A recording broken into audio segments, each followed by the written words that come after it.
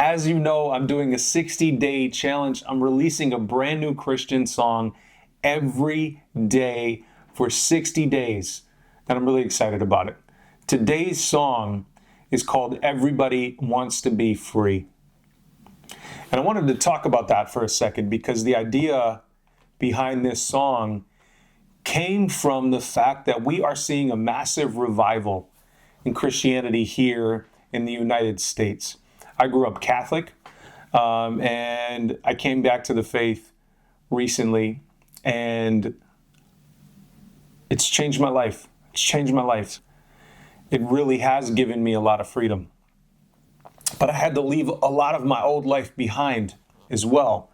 So when I think about this song and the lyrics and how it came up, are you going to be willing to pay that cost? Are you going to be willing to give up what you need to give up to become a Christian, to become a real Christian that follows the Bible? And when I think about this song, I think about the parable of the 10 virgins in Matthew 25. So I want to read that to you in a little bit.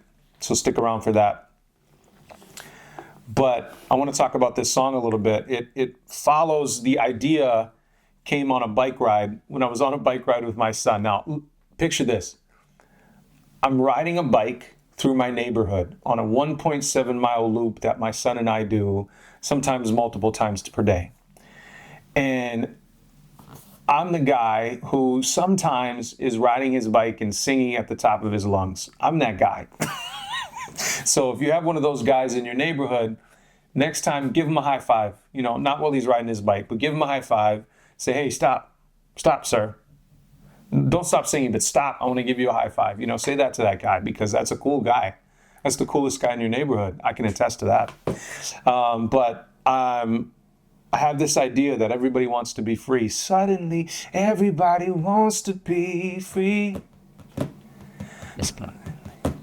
Suddenly, everybody wants to be free. But real freedom comes at great cost. So that's what I sang into my phone initially. And I was like, that is not it. Real freedom comes at great cost. No, it doesn't work, right? So I continued to create this song while we continued biking this 1.7 mile loop around my neighborhood, continuing to sing at the top of my lungs or sing into my phone every chance I got. So I'm writing this song thinking about these people that want to be free, these people that want to be free from the world. But are they going to be willing to give up what they need to give up to get there? So the first verse is, there's a man and God knocks on his door. Not one chance, God gives him more. He has a plan for this man and his life, but this man keeps saying, you're wrong and I'm right. Will he be willing to give his life? So that's that first verse. And that first verse it really hits me. Are you going to be willing to give it up? You know, when I think about my past, I think about 20 years ago, 30 years ago, 40 years ago. When I think about the times in my life that God continued to knock on my door, God continued to give me chance after chance after chance. He would send people, you know, where I worked to give me, you know, these handouts, these tracts about God or about Jesus. And God continued to knock on my door. He never gave up on me. And there were times in my life where I would go to church. I would get real excited about worship music. And then I'd fall back into my old habits. And because I wasn't ready to give up the world. I wasn't ready to give up sin. We're called to go and sin no more. Go and sin no more. Now, are we ever going to be perfect? No, absolutely not. Are we actually going to go and sin no more? Are we never going to sin again? Bro, I don't think so. I think it's virtually impossible, which is the point, that we need Jesus. Jesus gives us the peace we need because he paid for it all. He paid for all the sin, past, present, and future. So this song follows this guy, right, who eventually is willing to give up his life for true freedom. The reason I want to read the parable of the 10 virgins in Matthew 25 is because I've heard people like Philip Anthony Mitchell talk about this parable. And man, when he first talked about it, and I'm going to read it and I'm not going to do it justice compared to what he does. Maybe I'll just play what he says. Can you take me into that Matthew 25 passage, 10 virgins? Yeah, that's a beautiful passage in which Jesus is pretty much describing the Christian world in the end. I think the danger in that passage is that it does reveal that there are people right now who feel like they're believers and they're ready, and they're not. And so the Lord tells a parable about 10 virgins. He says 5 were wise and 5 were foolish. 5 had oil and 5 did not. 5 were ready and 5 were not. And when the bridegroom came, the 5 who was ready went out to meet the bridegroom. And then the other 5 came to the first 5 and said, "Let us borrow some of your oil." And they said, "No, we can't do that. Because if we give you some of our oil, we won't have enough for ourselves." And the point that Jesus is trying to make is that when he comes, we all need to be ready, right? We need to be ready. We need to be prepared, i.e., we should be living every day like the Lord is going to return. We should be living with a sense of urgency. We should be living like he is near. We should not be idle. We should not be thinking we have all this time. And someone would listen to this right now and think that, you and I over the top, right? We're doing the most, right? It doesn't take all of that. But when I read these scriptures, I see men like the Apostle Paul who preach with urgency in the 1st century AD. Right? He's preaching with urgency just a few decades after the resurrection of Christ. And now we are 2 millennia removed from the resurrection of Christ. Should we not be preaching and teaching and living with a greater urgency that they had in the 1st century when we have less time today than they had? Amen. Right? And so it is a warning from the Lord for all believers to live ready, to live prepared. And I think the saddest thing, the person I'm most concerned about, is not the atheist. They know they don't believe in God. It's not the agnostic. They know they don't believe in God. It's the person sitting in church every Sunday in Dallas, in Grapevine, in Atlanta. There's people sitting in churches every Sunday who think that they're in right standing with the Lord. God forbid that trumpet blow. Right, and then they realized all this time they was not right with God. What a tragedy to be sitting in gatherings and going to conferences and reading devotionals only to discover, man, you never was saved to begin with. You never had a true relationship with Jesus. That to me is the greater tragedy than not believing at all. And that's going to be the unfortunate reality of those virgins who are not ready. Whew. It should scare some people out there. Yes, there is a revival. There are people coming to Christianity, but there are a lot of versions of Christianity out there. Like a lot. And there's a lot of infighting with different Christian groups. And, like I just got back from a convention that would be considered a prosperity gospel convention. And boy, I got fired up. Baby. Not to prosper, but to actually do what I'm supposed to be doing for the kingdom. I gave away a lot of money that week to a lot of people. But I also watched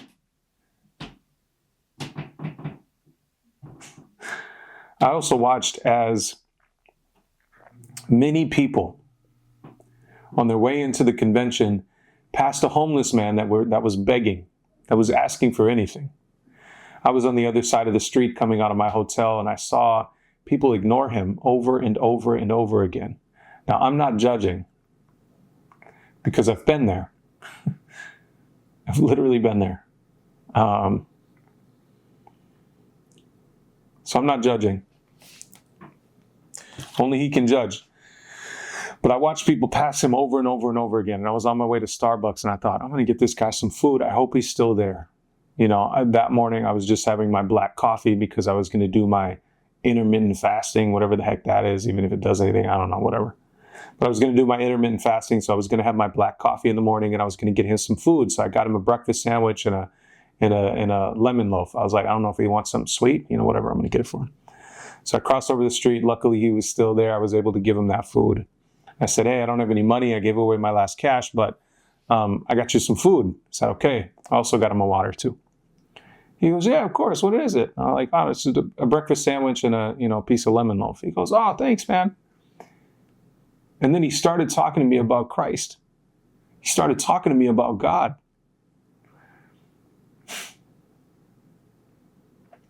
He asked me what I believe. He asked me about God and whether God's going to destroy everything or he's going to make everything perfect. And I said, yes, God's going to make everything perfect eventually. He said, all right then. All right. Y'all going to church in there? I said, yes, sir. And I went into the convention. You don't know when you're entertaining an angel or not. Just so you know, an angel may be that homeless man that you're passing walking into a Christian convention. Maybe some homeless guy you pass on the street who's begging for money who looks high. Maybe that old woman that you're supposed to stop and help, with changing her flat tire. You don't know. You don't know. So if you get a prompting to help someone, help someone. If you can help someone, you're obligated to help. Just saying. If you can, you should. And the devil's certainly not going to get in your head and go, you should help change that old lady's tire. You should buy that old guy some food. No, that's not how it works. The devil's not going to try to get you to do something good. That's something that's going to strengthen your soul. That's going to fire you up for God. Absolutely not. Absolutely not. So if you get a prompting to help someone, to do something good, do it. Do it. You're supposed to do it. Okay, so after that little story, I want to read the parable of the 10 virgins. I want you to think of those people, again, not judging, but I want you to think of the people that it would ignore that old man that was begging. And I promise you some of those people could help. I promise. So I'm going to read that. This is Matthew 25. Immediately after Matthew 24, where Jesus talks to us about the end times. He's like, here are the signs of the end of the age. And baby, if you've read this, you know we're getting there. We're getting there. And you know what? If he comes in tomorrow or 1,000 years, we're still in the end times, okay? But at the end of Matthew 24, he's talking about people not knowing the day or the hour that he will come, okay? Not knowing the day or the hour that the Messiah is going to return. Okay, so knowing all of that, thinking about these people walking into the convention, ignoring a potential angel. Here's the parable of the 10 virgins. This is Matthew 25, verse 1 through 13. I'm going to read, okay? So don't fall asleep. You better stay awake. You're going to be in trouble if you don't. Then the kingdom of heaven will be like 10 virgins who took their lamps and went to meet the bridegroom. 5 of them were foolish, and 5 of them were wise. For when the foolish took their lamps, they took no oil with them, but the wise took flasks of oil with their lamps. As the bridegroom was delayed, they all became drowsy and slept. But at midnight there was a cry, "Here is the bridegroom, come out to meet him." Then all those virgins rose and trimmed their lamps. I don't even know how to use these lamps. What does that mean, trim the lamps? I don't know, but I know that they needed the light to find where the bridegroom was calling from, okay? They needed the light to find what is going to be the marriage feast, okay? They needed the lamp. And the foolish said to the wise, "Give us some of your oil, for our lamps are going out." But the wise answered, saying, "Since there will not be enough for us and for you, go rather to the dealers and buy for yourselves." And while they were going to buy, the bridegroom came, and those who were ready went in with him to the marriage feast, and the door was shut. Afterward, the other virgins came also, saying, "Lord, Lord, open to us." But he answered, "Truly I say to you, I do not know you. Watch therefore, for you know neither the day nor the hour." Whew. Truly I say to you, I do not know you. You know, in other versions of the Bible, I'm reading out of the ESV right now. In other versions of the Bible, it says, I never knew you. Truly I say to you, I never knew you. Ooh. Listen, if the virgins represent the church, okay? And the virgins represent 5 of them being foolish and 5 of them being wise. I don't want to be in that 50% that's foolish.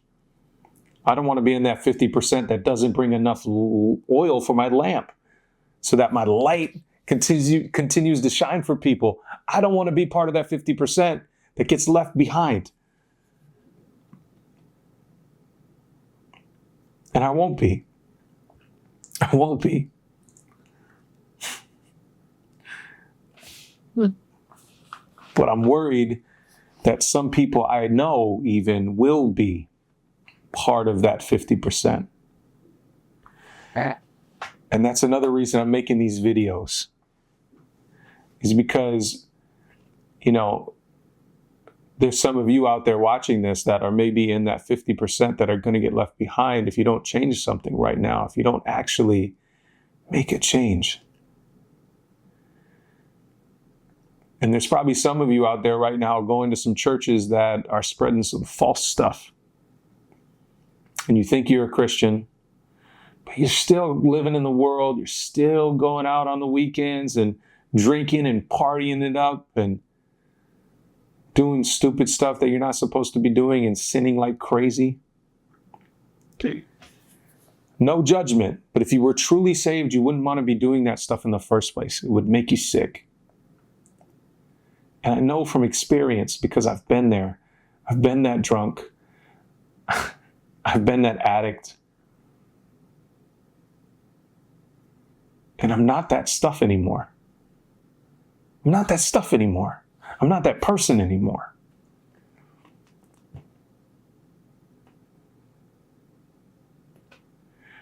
And I don't want to be one of those people that doesn't get in the Word enough so that my lamp goes out.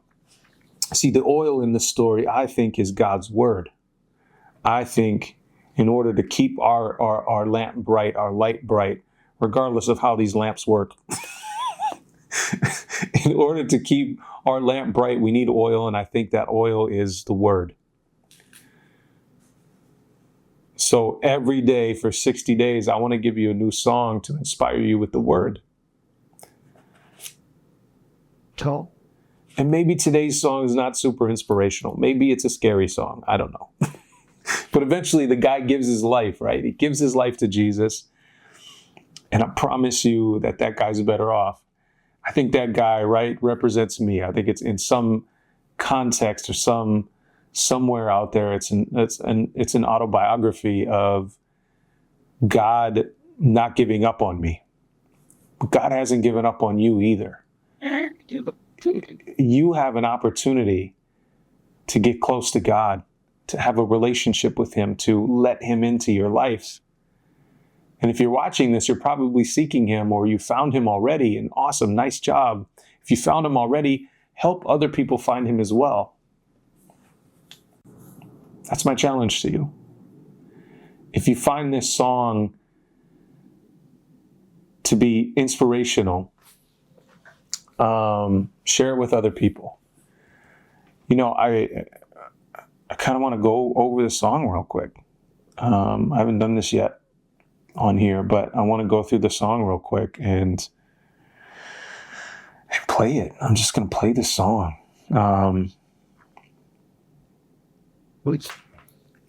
You know, now remember, I wrote this on a bike ride. I wrote this on a bike ride with my son, so I'm a good writer. Okay, I can write this on a bike ride. Okay, so it's kind of funky. It's a little funkier than the other stuff I put out.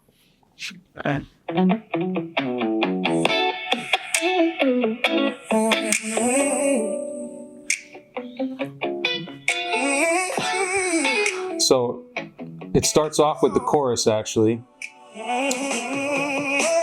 Suddenly, everybody wants to be free. wants to be sudden. Everybody wants to be free. The real freedom comes. Everybody wants to be free. So when I think about this song, that's what I'm thinking about. I'm thinking about all these people that want to be free, but are they going to be willing to give it up? So this is the first verse we talked about. Coming up. Everybody wants to be free. There's a man, and God knocks on his door, not one chance. And God gives him more, has a plan. Hey. For this man in his life, but this man keeps saying you're wrong and I'm right. Will he be willing to give his life? Come on, this is a jam. You can jam if you want. Wants to be free. You know, and then the second verse, think of this guy, right? Who he wants to be free, he wants to be free, he wants to be free, but there's things, maybe there's forgiveness, maybe there's other things that he's holding on to, but he's still holding on to his past, not his pants, maybe his pants, I don't know. But he's holding on to his past, okay? So this is the same guy.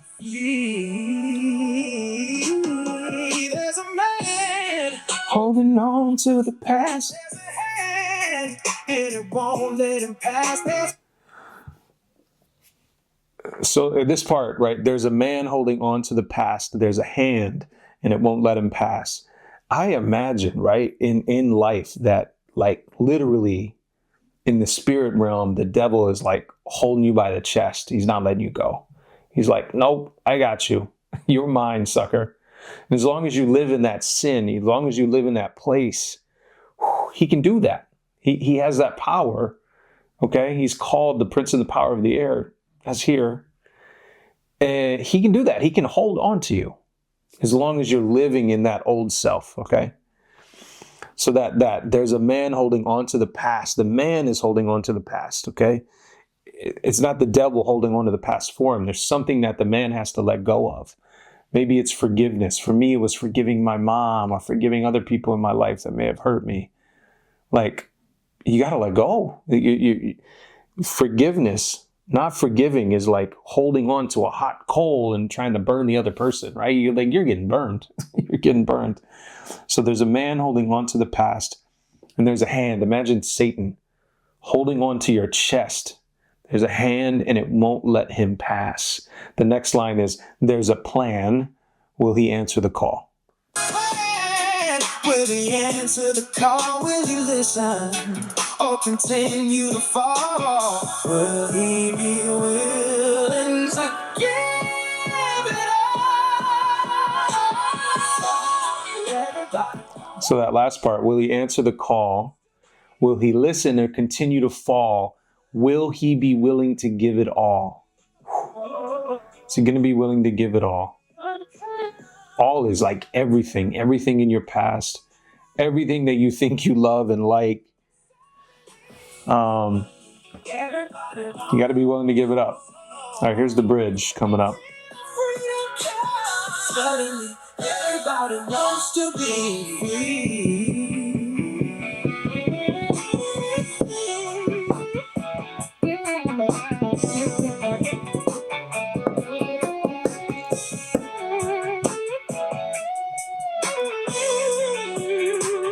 All right, here's the bridge. He's doing it now. He listen. He's his now. Never lost as long as you're here. Never broken. Never failed.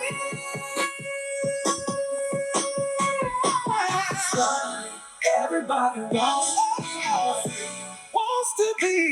wants to be.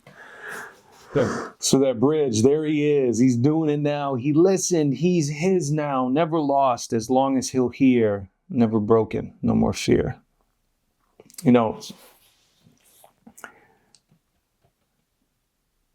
man, this is probably a story for another video. You know, I'm going to do a lot of these videos over the next like month and a half, or 2 months, whatever. But like, my mom was like into witchcraft and stuff growing up. I think she she did some weird stuff when I was a baby or a kid. And there was something attached to me for probably decades that was released from me. I remember a moment. I was showering, okay? Weird image, I know, but I was showering and I was almost free of this thing, this spirit, whatever it was. And when I closed my eyes, I could see it outside of my shower door, like screaming at me, clawing, trying to get in again.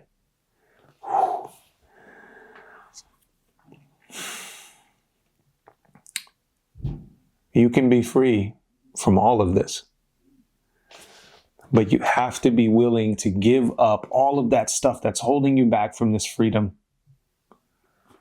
You have to be willing to let go.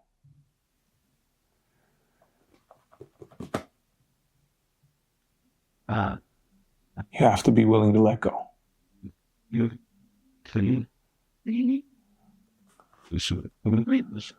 Yeah. I know that was a heavy video, but you know what? Some of you probably needed to hear that. If you're watching this, you probably needed to hear it. But you get used to seeing my face again more often. Sorry, I'm not talking about nano dimension or whatever I used to talk about before. Talking about something that's far more important than, bro, I don't even know what that company does anymore. Printing or something, 3D printing, I don't know. Nano dilution, y'all used to call it. But I'm going to be making videos that actually matter, that actually, they're not going to make you monetarily rich in the short term like some of my videos did before. They will make you spiritually rich. And you need to be willing to give up something to get there. And there are times in the Bible where Jesus is like, oh, you're rich? Yeah, go give it all away. And then follow me. And maybe that's what you're required to do. Maybe that's what you're required to do. All right. I'll see you guys tomorrow for the next video and the next song. Again, I'm doing this for 60 days from this past week. I'm almost a week in. This is day 6. So I'm not going to stop. I got a lot of songs to write though. But hey, I just need to go on more bike rides, right? All right. I'll see you tomorrow.